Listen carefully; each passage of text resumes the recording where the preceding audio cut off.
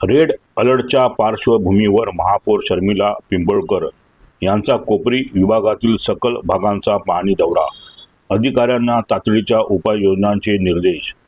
ठाणे जिल्ह्याला हवामान विभागाकडून रेड अलर्ट जारी करण्यात आल्याच्या पार्श्वभूमीवर ठाण्याच्या महापौर शर्मिला पिंपळकर यांनी कोपरी विभागातील सकल भागांची प्रत्यक्ष पाहणी केली।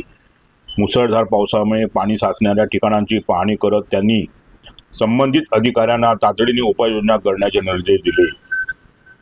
कोपरी विभागातील 12 बंगला परिसरात मोठ्या प्रमाणावर वाहतूक होत असते।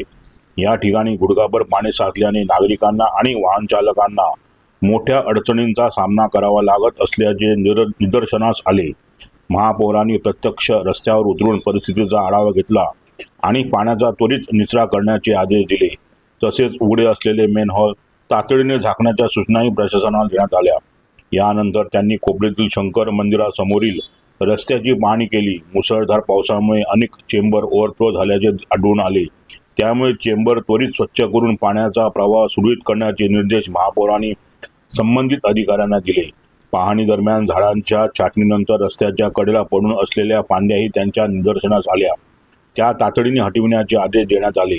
तसेच विकास कामादरम्यान संपूर्ण फुटपाथ पत्र्यांनी बंद करण्यात आल्यामुळे पादचारी, विशेषतः शालेय विद्यार्थी आणि नागरिकांना अडचणी निर्माण होत असल्याचे त्यांनी नमूद केले। फुटपाथ तातडीने मोकळा करून सुरक्षित पादचारी मार्ग उपलब्ध करून देण्याचे निर्देशही त्यांनी दिले। महापौरांनी ठाणे पूर्व आणि पश्चिमेला जोडणाऱ्या बोगद्यालाही भेट देऊन पाहणी केली। भरतीच्या काळात या बोगद्यात पाणी साचल्याची समस्या कायम असल्याने त्यावर कायमस्वरूपी उपाययोजना करण्यासाठी संबंधित विभागाने तातडीने कारवाई करावी, असे निर्देश त्यांनी अधिकाऱ्यांना दिले। रेड अलर्टच्या पार्श्वभूमीवर नागरिकांच्या सुरक्षिततेला सर्वोच्च प्राधान्य देत प्रशासनाने सतर्क राहून आवश्यक ते सर्व उपाययोजना तात्काळ राबवाव्यात, असे आवाहन महापौर शर्मिला पिंपळकर यांनी केले।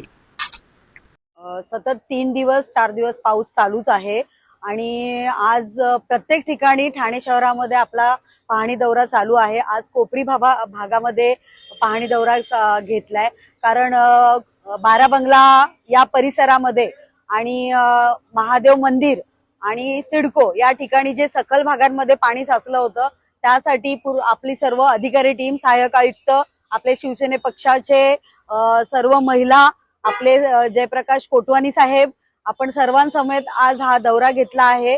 एक झाड इथे पडलेलं आहे, एक बांधकाम चालू आहे सोसायटीचं। सोसायटीच्या विकासकाने पूर्ण फुटपाथ जाम करून टाकला आहे आणि कुठलीही परमिशन न घेता आज त्याने हे सगळं हे करून टाकलंय। त्याची पाहणी दौरा आपण केलेला आहे। तसं कोपरीमध्ये बघायला गेलं तर कुठेच पाणी जास्त प्रमाणात भरत नाही आहे। जे उघडे चेंबर आहेत त्याची तपासणी केली, ज्याच्यावर झाकणं नाहीये ती बरोबर लावायला सांगितलेले आदेश दिलेले आहेत। आणि आज ठाणे शहरामध्ये जो काही किंवा महाराष्ट्रामध्ये जो काही पावसाचा तुम्हाला भर दिसतोय, त्याच्यासाठी महाराष्ट्र राज्याचे उपमुख्यमंत्री एकनाथजी शिंदे साहेबही आपल्या सतत संपर्कात आहे।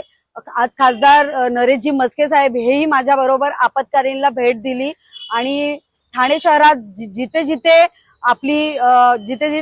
सकल भाग आहे, पाणी भरत आहे, त्या ठिकाणी कशी व्यवस्था आहे, यंत्रणा व्यवस्थित चालू आहे की नाही हे व्यवस्थित बघितलं जात आहे। मॅडम, 5 मिनिटाच्या अंतरावरच खरं तर शाळा आहे, मोठ्या संख्येने विद्यार्थी असतील किंवा कोपरीकर नागरिक असतील, इथून ये-जा करत असतात, पण विकासकाने अशा पद्धतीनं पत्रे बाहेर घेतलेले आहेत। काय आदेश देणार आहात आणि किती दिवसांमध्ये पत्रे हलवण्याचे? त्वरित त्याला सहाय्यक आयुक्तांना नोटीस द्यायला लावलेली आहे। हे जे झाडाचं सगळं पडलेलं आहे ते आज रात्रीपर्यंत सगळं क्लीन करण्याला आपण सांगितलेलं आहे।